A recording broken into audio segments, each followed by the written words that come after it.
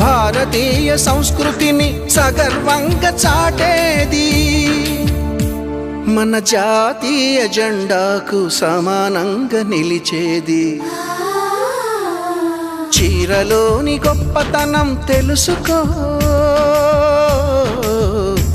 ఈ చీర కట్టి ఆడతనం పెంచుకో సింగారమనే దారంతో చేసింది చీర ఆనందమనే రంగులనే అద్దింది చీర మమకారమనే మక్కంపై నేసింది చీర చీరలోని